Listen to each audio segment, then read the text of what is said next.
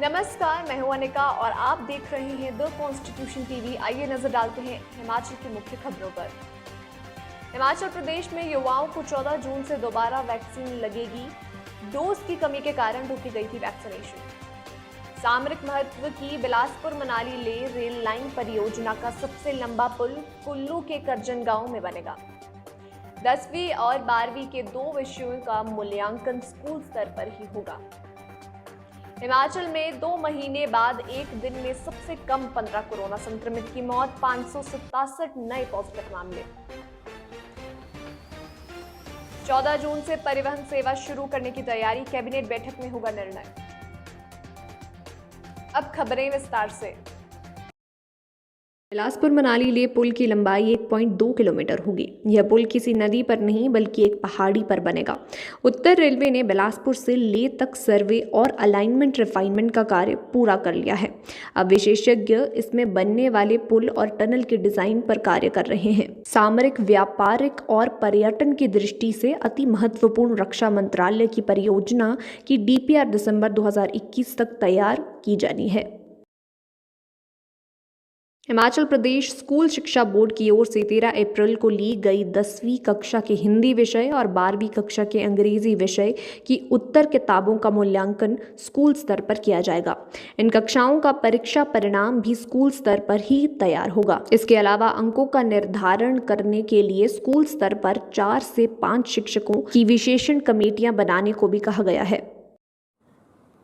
हिमाचल प्रदेश में 18 से 44 साल आयु वर्ग यानी युवाओं को सोमवार 14 जून से दोबारा वैक्सीन लगानी शुरू हो जाएगी। मंगलवार को 49,325 वैक्सीन की डोज भेजी गई है। टीका लगवाने के लिए पूर्व की तरह ही 2 दिन पहले स्लॉट बुक करने होंगे। वैक्सीन की कमी के चलते 31 मई में राज्य में युवाओं के लिए टीकाकरण बंद कर दिया गया था। राज्य में 18 से 44 साल के बीच के युवाओं की संख्या लगभग 32 लाख है। अभी तक 1,04,000 लोगों को ही वैक्सीन की पहली डोज लगी है। 31 लाख के करीब लोगों को डोज अभी लगाई जानी है। तो यह थी हिमाचल की मुख्य खबरें। आइए नजर डालते हैं आज की जम्मू कश्मीर की मुख्य खबरों पर। जम्मू कश्मीर में बड़े राजनीतिक बदलाव के आसार, इस चर्चा में भड़का पाकिस्तान। श्रीनगर में रिकॉर्ड तोड़ गर्मी, 8 साल बाद 34 डिग्री पहुंचा पारा। 100% टीकाकरण करने वाला देश में सबसे पहला कश्मीर का गांव बना। वैष्णो माता के मंदिर परिसर में लगी भयंकर आग, हादसे में नहीं हुई कोई हताहत। केंद्रीय गृह मंत्री अमित शाह और जम्मू कश्मीर के उपराज्यपाल मनोज सिन्हा के बीच मुलाकात के बाद केंद्र शासित प्रदेश जम्मू कश्मीर में बड़े राजनीतिक बदलाव होने की आशंका है।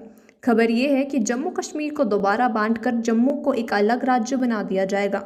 इस मुलाकात में हुई इस चर्चा के खिलाफ पाकिस्तान के विदेश मंत्रालय ने आपत्ति जताई। पाकिस्तान विदेश मंत्रालय के प्रवक्ता ने कहा कि इस तरह के बदलाव का कोई कानूनी प्रभाव नहीं होगा। जम्मू कश्मीर के बंदीपुरा जिले का गांव कोरोना वायरस के खिलाफ 100% टीकाकरण करने वाला देश का पहला गांव बन गया है। अधिकारियों ने कहा कि व्यन गांव में टीकाकरण जम्मू कश्मीर मॉडल के तहत कवर किया, जिसमें टीका लगवाने के योग्य लोगों को तेज रफ्तार से टीका लगाने की रणनीति है। साथ ही ये भी कहा कि शुरुआती मुश्किलों के बावजूद 45 साल से ज्यादा उम्र के लोगों के लिए 70% टीकाकरण हासिल किया है, जो राष्ट्र औसत से लगभग 2 गुना है। जम्मू कश्मीर के रियारी जिले में वैष्णो देवी मंदिर परिसर में मंगलवार शाम को भीषण आग लगी, जिसमें एक इमारत पूरी तरह से जलकर राख हो गई और कैश काउंटर भी पूरी तरह जलकर तबाह हो गया। हालांकि इस हादसे में कोई जान हानि नहीं हुई। अधिकारियों ने बताया कि CRPF के सूचना देने के बाद दमकल विभाग मौके पर पहुंचा और आग पर काबू पाया। आग लगाने का कारण शॉर्ट सर्किट बताया जा रहा है। नगर में इस बार गर्मी ने 8 सालों का रिकॉर्ड तोड़ा। 8 साल बाद जून के महीने में अधिकतम पारा 44 डिग्री पहुंचा, तो वहीं जम्मू में इस साल अधिकतम पारा 41 डिग्री पहुंचा। तो ये थी जम्मू कश्मीर की खबरें। अब वक्त हो चला है एक ब्रेक का। ब्रेक के बाद उत्तराखंड की मुख्य खबरों पर नजर डालते हैं। आप देखते रहिए द कॉन्स्टिट्यूशन टीवी।